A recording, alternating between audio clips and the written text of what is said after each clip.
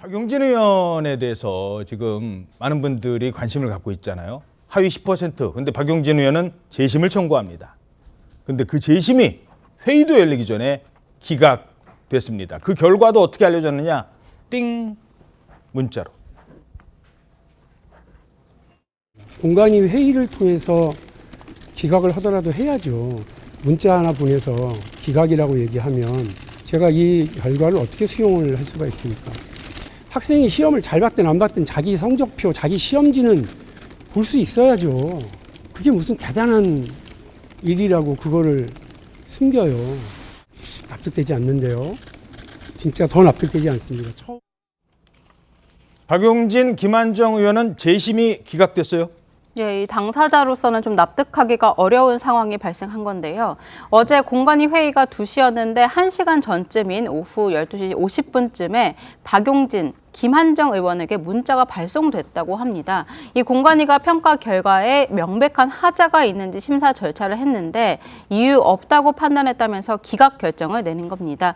의원들의 재심 신청을 받아들이지 못한 건데 특히 이 재심 논의를 공관위 회의에서 논의하지 않고 문자로 결과를 통보한 건 절차 위반이라고 발끈했습니다. 예.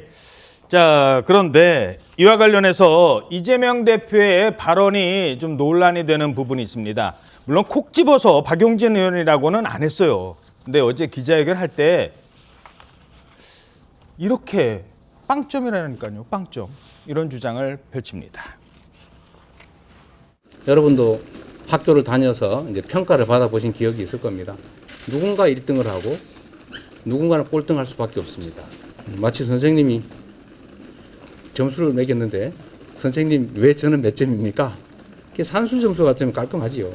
그러나 국어 점수나 도덕 점수나 이런 건 참 어렵지 않습니까? 동료 의원들의 평가. 그거 거의 0점 맞은 분도 있다고 합니다.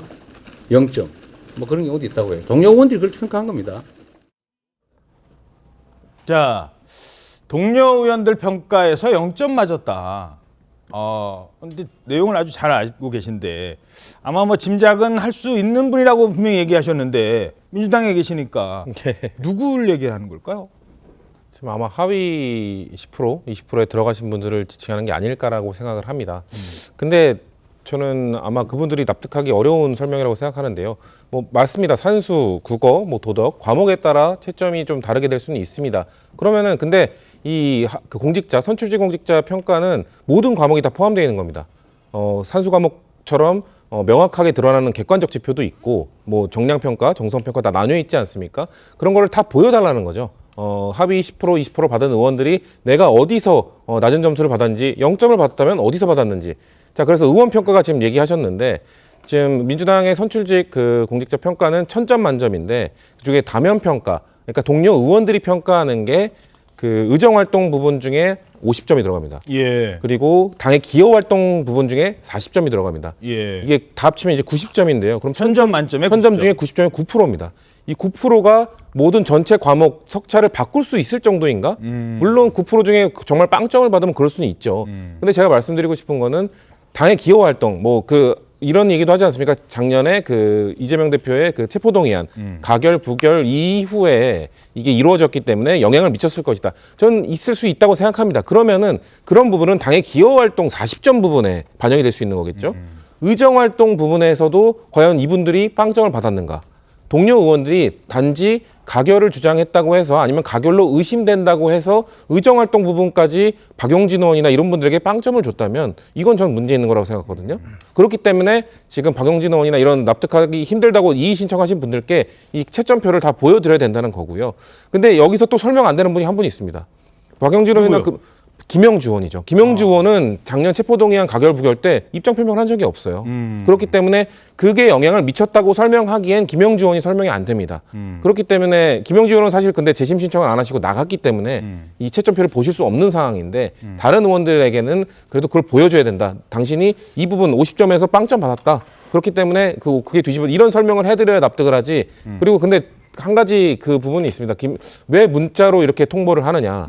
그 부분에서 지금 당의 입장은 그 공관위 회의를 열지 않아도 공관위원장이 혼자 판단해서 통보할 수 있다라고는 규정에 있습니다. 근데 그거는 규정에 있지만 또 다른 규정 그 박용진 의원이 그 아마 뭐 SNS나 이런 데 올린 게 소명 기회를 주지 않았다. 예. 이거에 대해서는 할 말이 없습니다. 알겠습니다. 그런데 제가 하나만 더 질문 드리죠. 이재명 대표는 알아요. 여러분도 다 아실 만한 분이 빵점 맞았다니까요. 다 뭐 아시잖아요. 이렇게 얘기했어요. 누가 빵점 맞았는지 어느 항목에서 빵점 맞은지도 다 알아요. 근데 정작 그 당사자는 이명백 공관위원장한테 통보받았을 때 좀 내가 왜 빵점인데요? 라고 했는데 공관위원장은 모른대요. 그러니까 그 공관위원장 이명백 공관위원장의 말은 왜 빵점이냐라는 질문에 이명백 위원장은 그 1000점 만점짜리 그걸 평가한 사람이 아니지 않습니까? 선출직 그 공직자에 대한 평가는 다른 분이 하셨고 이명백 공관위원장은 그 점수를 그냥 받아본. 그래서 이게 왜 어디 부분에서 빵점이고 이런 거를 이명백 위원장은 사실 알지 못하죠. 그런데 그것도 좀 세련되게 설명을 해줬으면 이 부분은 내가 판단하는 부분이 아니었고 어떤 위원회에서 나는 점수를 받았고 이런 식으로 설명을 해주셨으면 좋지 않았을까. 그냥 나도 모른다라고 해버리니 통보를 받는 당사자가 좀 당황스럽고 억울하기도 하고 이해가 안 가기도 했겠죠. 그러니까 통보하는 사람도 모르고 구체적으로 점수가 몇 점인지 통보받은 박용진 의원도 몰라요. 그런데 이재명 대표는 빵점 맞은 사람도 있다라고 라는 정보를 제공을 해요. 물론 이재명 대표도 이거 내가 뭐 어디서 봐서가 아니라 기자한테 들었다 이제 그렇게 해명을 하긴 했다고는 했지만 이게 이해가 안 되지 않습니까? 이 상황은. 이명백 공관위원장이 왜 빵점인지를 그러니까 지금 자꾸 빵점 점수가 나오는데 왜 하위 그 10%인지를 모른다고 말하는 거지. 그러니까 하위 10%는 통보를 받은 거죠. 예. 그거에 대한 설명으로 좀 말씀을 드리고 싶습니다. 알겠습니다. 자, 그런데 이런 얘기를 0점이라는 치욕스러운 단어를 2번이나 강조를 하잖아요. 기자들 앞에서. 그 사람 빵점이라니까요. 근데 이런 모습을 보이면서 오히려 지금의 민주당에 기름을 부었다. 이런 평가가 나오고 있습니다. 동료 의원들의 평가. 그거 거의 0점 맞은 분도 있다고 합니다. 여러분 아마 짐작하실 수 있을 분이시기도 한 것 같아요. 0점. 있을 분이시기도 한 것 같아요. 0점. 글쎄요. 물론 뭐 그냥 헛 웃음이 나오는 걸 수도 있겠습니다만 저 상황에서의 웃음. 이거 어떻게 받아들이십니까? 이런 말이 있습니다. 영어에 attitude라는 말이 있죠. 그게 100점짜리라고 합니다. 예를 들어서 A를 1점으로 하고 Z를 26점 한다든가 해서 평가하면 정치에서도 마찬가지입니다. 태도가 모든 것입니다. 저 굉장히 중요한 얘기 아닙니까? 그렇죠? 엄중한 얘기죠. 이거 지금 굉장히 우리가 흔히 정치 생명이라고 얘기하잖아요. 당사자들에게는 생명이 달린 얘기입니다. 정치 생명이 달린 얘기고 정말 사람들이 납득하기 어려운 그런 점수를 받은 이걸 가지고 항의하고 있거나 그래서 이의를 신청하는데 저걸 얘기하면서 저렇게 빙글빙글 웃으면서 0점 맞은 분들 있죠. 누군지 아시죠? 라는 얘기하는 건 저건 설득력도 없고 리더십에서 전 그야말로 빵점 받을 일이라고 생각하고요. 첫 번째. 예. 두 번째, 학교 시험지 얘기했지 않습니까? 요즘 상황을 잘 모르시는 것 같은데요. 학교에서 시험, 저도 뭐 학교에서 있을 때 교수님이신. 예. 다 채점 하잖아요. 예. 그럼 당사자에게 알려주게 돼 있고요. 이의를 신청한 학생에게는 다 그걸 공개하면서 함께 앉아서 객관적인 기준으로 다 시험 점수 매길 때 주관식이라고 주관적으로 매기는 거 아닙니다. 예. 다 학교 학생들한테 그 채점 기준을 공개하게 돼 있습니다. 100점짜리라면 10점 어떤 이슈, 어떤 쟁점은 10점, 어떤 쟁점은 20점 하고 다 얘기를 하고 그리고 그에 대해서 함께 앉아서 자네는 이게 10점 만점짜리인데 왜 8점을 줄 수밖에 없냐를 함께 얘기하게 돼 있습니다. 그럼 당사자는 그에 대해서 이의를 제기하겠죠. 그 함께 논의해서 이거는 7점, 8점, 5점에 대해서 설득력 있는 설명을 해야 됩니다. 예. 항상 공개하게 돼 있습니다. 학교에 따라 좀 다르긴 하겠습니다. 거의 다 그렇게 합니다. 그리고 세 번째로 이런 기준을 얘기할 때 아까 얘기한 대로 뭐냐면 다면 평가 얘기하지 않습니까? 예. 그런 것들이 정말 주관적일 수밖에 없는 게 지난번에 왜 이재명 대표가 단식을 했죠. 그럴 때 공개 그 영상에 나왔습니다.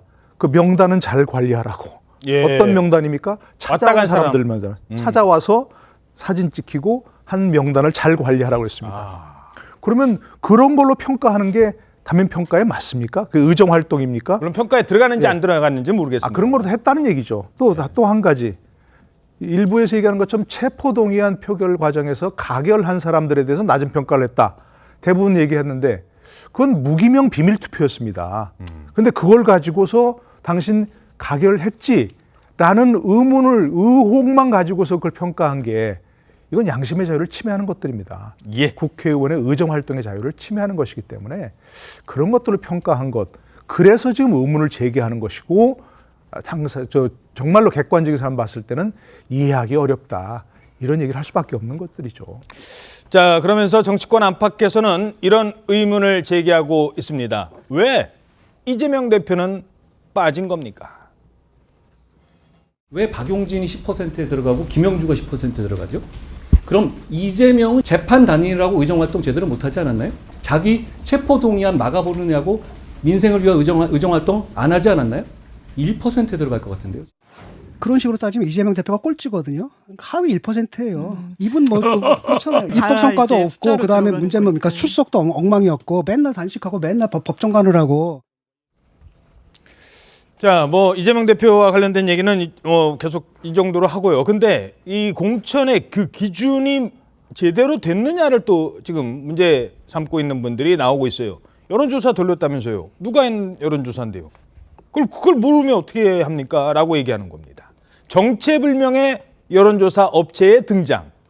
자, 공천에서 사실상 배제가 됐었던 한 전직 의원이 바로 이 문제를 제기하면서 알려집니다. 경기도 팀.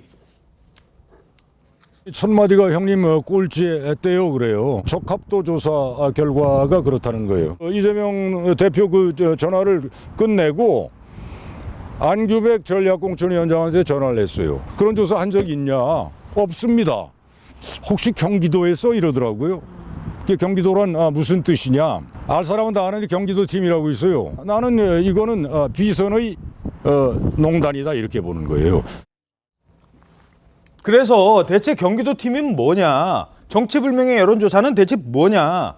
이런 지적이 나왔는데 물론 한 보도에 의해서 알려진 겁니다. 이거 좀 더 따져볼 필요는 있어요. 그걸 전제로 한 친명계 의원이 관여를 했다, 여기에 여론조사 업체 선정 과정에 관여를 했다, 이런 의혹이 불거졌어요. 예, 이 더불어민주당 핵심 관계자가 한 언론에 확인해준 내용인데, 이 김병기 의원이 이 당 선관위 쪽에 왜 리서치 DNA가 빠졌느냐 이렇게 하면서 항의를 해서 그 다음 날에 하루 뒤에 추가됐다고 합니다. 왜 리서치 DNA가 빠졌냐? 리서치 DNA가 뭐예요? 이 업체는 이 지역구에서 현역 의원을 배제한 여론조사를 돌려서 사천 논란이 거세게 임바있죠. 이 당초 이 3개 업체였다가 김 의원의 말로 4곳으로 늘어났다는 겁니다. 김 의원은 현재 이 당 수석 사무부총장이자 공관위 간사인데, 이 여론업체 부당 선정 과정 관여 의혹에 대해서는 이 사실 무근이라면서 회사가 부당하게 배제됐다고 들어서 절차대로 하라고 했을 뿐이라고 오히려 이렇게 설명을 했습니다. 그렇군요. 자, 뭐 좀 어려운 얘기일 수 있기 때문에 문제는 왜 이렇게 누가 빠졌느냐 안 빠졌느냐, 이제 그 부분입니다. 일단 이거 하나 들어보시죠. 이게 논란이 되잖아요. 그러니까 기자들도 지금 계속 기사를 씁니다. 이거 왜 이런 업체가 들어왔는지. 그러니까 이재명 대표가 어제 해명을 했어요, 여기에 대해서. 근데 이때 이런 비유를 듭니다. 새우깡. 10수년 전에 어떤 업체가 성남시 여론조사를 한 번 했다. 그거하고 지금 이 민주당의 정량 평가를 위한 조사하고 무슨 관계가 있습니까? 어떤 슈퍼마켓에서 새우깡 샀는데 그 집에 어떤 사람이 칼을 사서 강도질을 했으면 강도질한 집에서 새우깡 사 먹었다고 쓰실 겁니까? 자, 새우깡 이론이 등장을 했습니다. 저는 약간 이해는 안 돼요. 이게 무슨 말씀을 하시려는 건지는 이해는 안 되는데. 그러니까 새우깡 사 먹은 사람이 그 집 가서 강도질했는데 그 무슨 얘기지? 그러니까 우연히 그렇게 겹쳤을 때 그렇게 연결해서 하는 게 맞냐, 말하자면 게 맞냐라는 건데, 저는 좀 더 해명이 필요하다고 생각합니다. 그러니까 왜냐하면 당에서 계속 쉽게 말하면 오비 일학인 거거든요. 그러니까 오비 일학이 계속 반복되고 있지 않습니까? 공교롭게 적격 부적격 때도 공교롭게 뭔가 그 당에서 그 사실 탈당 전력자들에게 감점을 주기로 했는데 그거 예외 규정이 있거든요. 예외 규정도 공교롭게 친명 도전자들에게만 이런 것들. 그 여론조사에서 또 공교롭게 비명 의원, 현역 의원들만 빠지고, 또 여론조사 업체도 또 공교롭게 계속해서 이 오비 일학이 이 정도로 반복되면 그 까마귀를 의심할 수밖에 없거든요. 그렇기 때문에 좀 더 많은 해명이 필요하다고 생각을 하고요. 이 여론조사 기관은 단순히 예전에 성남시에서 의뢰를 했던 기관인 것만이 아니라 지금 언론에서 다양한 의혹들이 나오고 있습니다. 이 업체가